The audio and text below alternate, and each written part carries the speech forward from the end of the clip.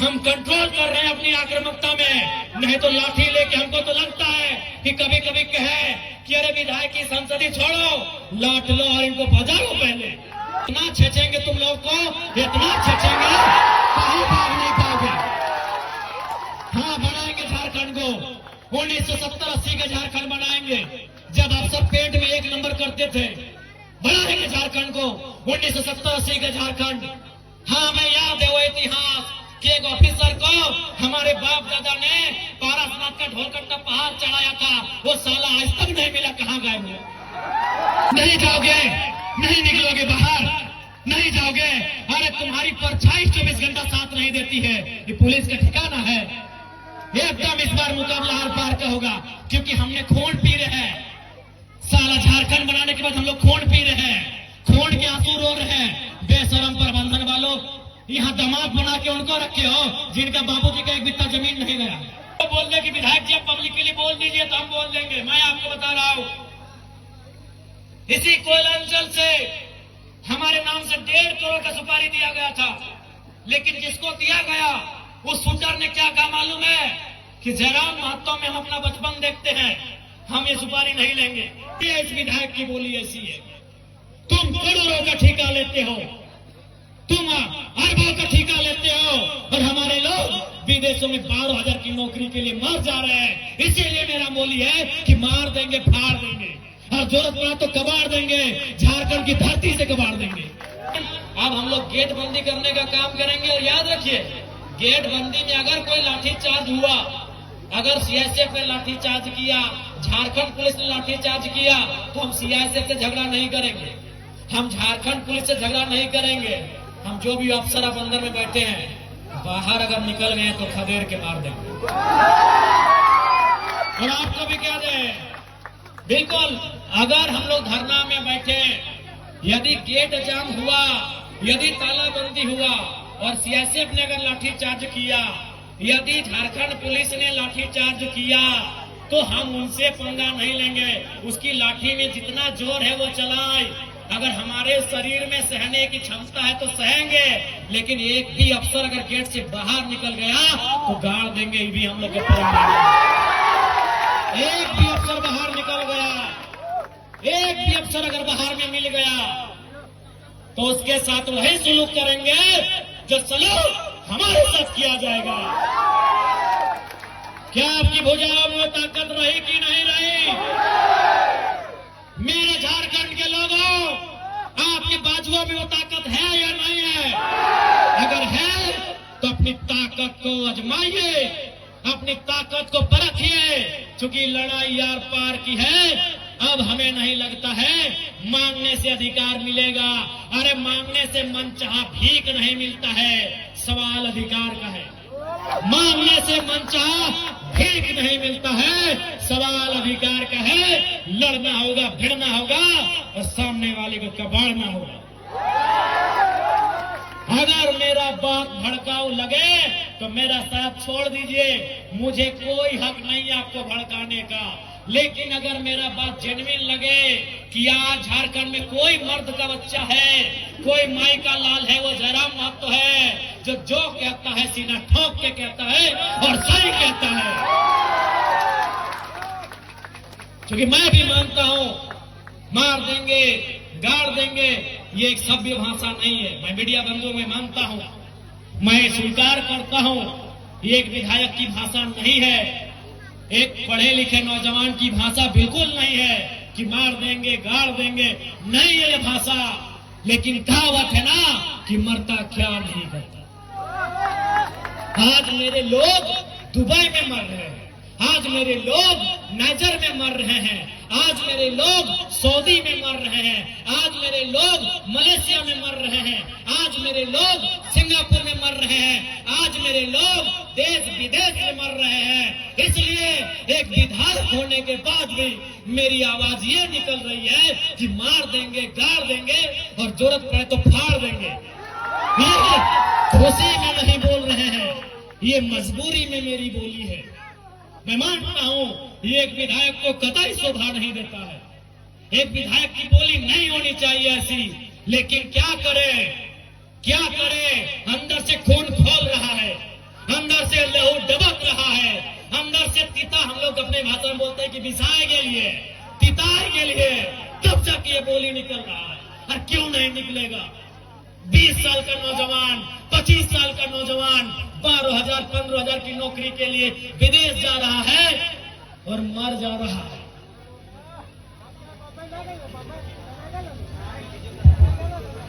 मर जा रहा है। 25 साल का नौजवान, जो 50 लड़के मरे विदेशों में और परदेशों में, पिछले 9 महीना में जो 50 भाई मर गए, उनकी उम्र 22 साल से 35 साल के बीच है। किसी का 4 महीना का बच्चा है। अरे कोई तो ऐसा है कि 4 महीना पहले शादी हुआ, एक भी बच्चा नहीं है, वो बेचारा विदेश में मर गया। इसलिए इस विधायक की बोली ऐसी है। तुम करोड़ों का ठेका लेते हो, तुम अरबों का ठेका लेते हो, और हमारे लोग विदेशों में 12,000 की नौकरी के लिए मर जा रहे हैं। इसीलिए मेरा बोली है कि मार देंगे, फाड़ देंगे, और जरूरत पड़ा तो कबाड़ देंगे, झारखंड की धरती से कबाड़ देंगे। क्योंकि तुम निर्दयी हो, तुम निर्दयी हो, तुम बेरहम हो। तुम्हें दिखाई नहीं देता विस्थापितों का दर्द, तुम्हें सुनाई नहीं देता है छोटे छोटे बच्चों की चीख, तुम बेरहम हो। हम विधायक इसलिए गाली में कंट्रोल कर रहे हैं, नहीं तो आज तुम्हें दिखाई नहीं देता है रेतों की पीड़ा, इनका आंसू, इनका तकलीफ। आज रेतों के बच्चे परदेशों में हैं, विस्थापितों के बच्चे विदेशों में हैं, और क्या 12,000 15,000 की नौकरी के लिए मर जा रहे, बुरी तरह मर जा रहे हैं। शरीर देखने लायक नहीं होता है जब वो आता है। मां इनकार कर देती है हल्दी देने से। अरे मरने के बाद हमारा नियम है हल्दी देना, मां इनकार कर देती है, हल्दी नहीं देंगे बॉडी में। पत्नी देख नहीं पाती है शरीर को। इसलिए सुन लो डीवीसी वालों, इस बार अगर धोखाधड़ी हुआ तो भाड़ में जाए विधायकी। हम याद करेंगे उस इतिहास को, हम बनाएंगे वही माहौल। तुमको जो कबाड़ना है कबाड़ो, हम वो माहौल फिर बनाएंगे। 70 वाला माहौल बनाएंगे, 80 वाला माहौल बनाएंगे, बिल्कुल बनाएंगे। हमारे लोग दुख से मर रहे हैं विदेशों में, और तुम एक करोड़ों का ठेका लेते हो। बेशर्मी की हद कर दी है।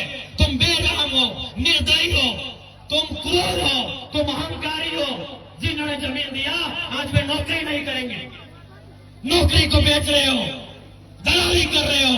इसलिए हम बनाएंगे झारखंड को 1970-80 के दौर वाला, जब अफसर लोग पैंट में 1 नंबर करता था। हम बनाएंगे उस दौर को। हाँ, तुम्हारा सामना करेंगे, हाँ मारेंगे तुम लोग को। लट से मारना होगा लट से मारेंगे, मुक्का से मारना होगा मुक्के से मारेंगे। क्योंकि तुम लातों की भूतों बातों से नहीं मान रहे हो। तुम याद करो बेशर्मो 1991 की वार्ता को, याद करो डीवीसी के बेशर्मो, बेरहमो, याद करो 1991 की वार्ता को। क्या हुई थी वार्ता? बेरहम लोगों, तुमने नहीं माना वार्ता को।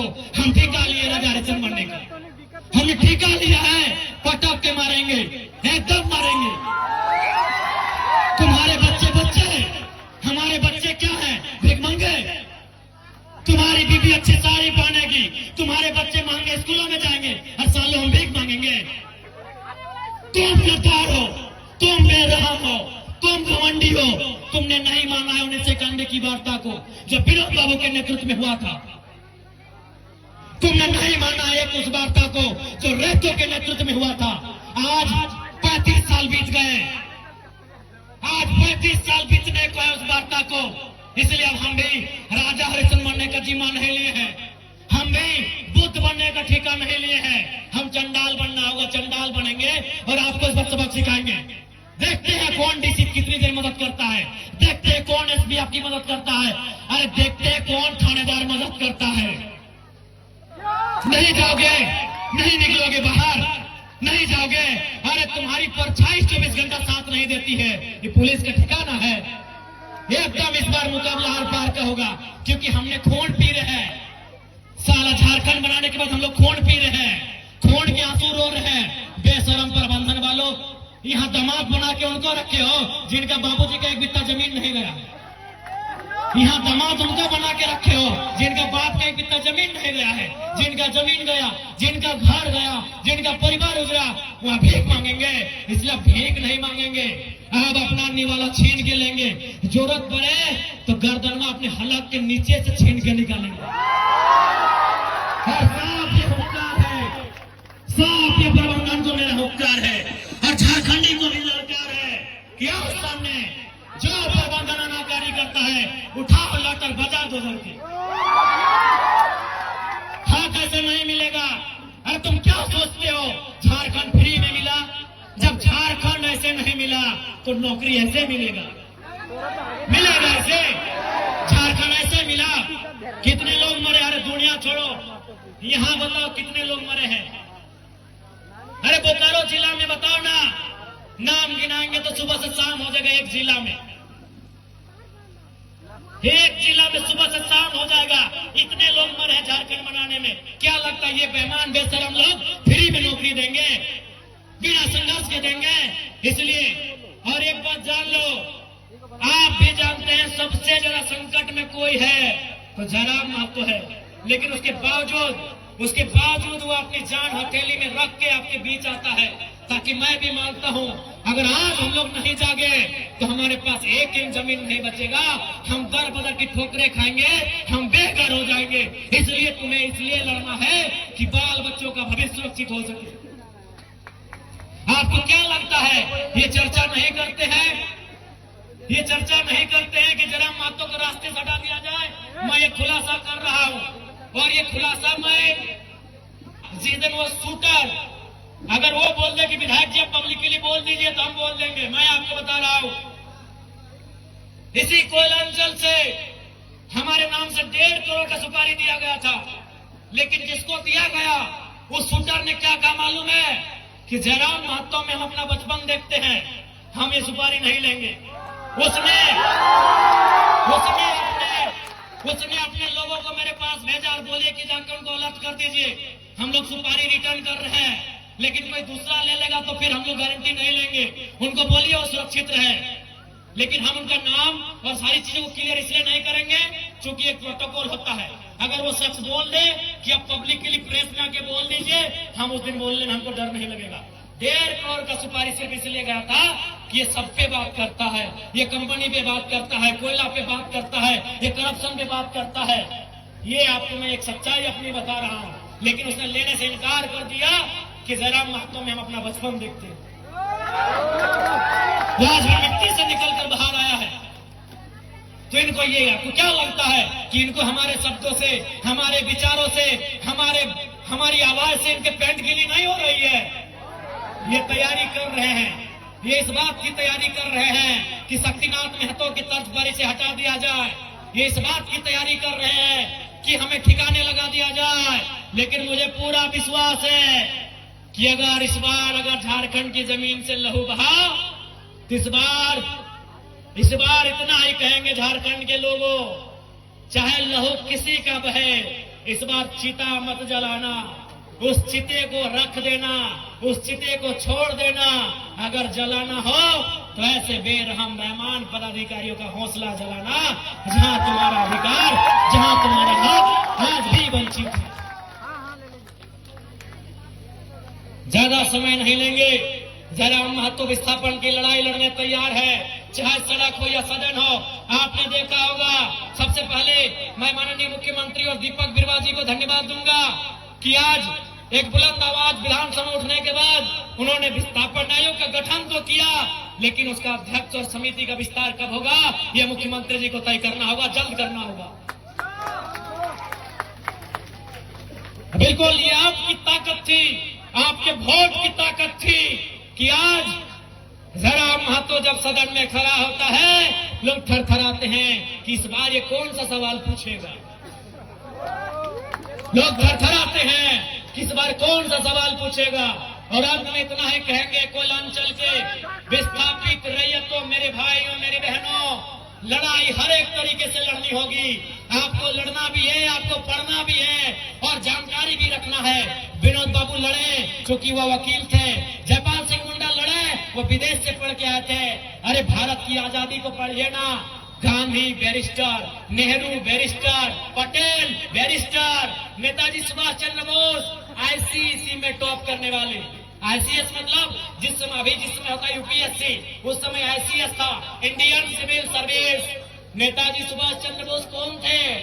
इंडियन सिविल सर्विस का एग्जाम को पास करने वाले थे, यानी उस समय के कलेक्टर बनने वाले थे नेताजी बोस। गांधी कौन थे? Who was Gandhi? Who was Ambedkar? Barrister. आप जितने बड़े क्रांतिकारी नेताओं का नाम लेंगे आपको पता चलेगा बहुत पढ़े लिखे थे। Gandhi was a barrister, Ambedkar was a barrister, Nehru was a barrister, Patel was a barrister. सभी पढ़े लिखे लोग थे। और नेताजी उस समय के डीसी मान लीजिए ना, आज के डीसी, आज जो डीसी का है वही नेताजी बोस को मान लीजिए, उस परीक्षा को पास करने वाले नेताजी।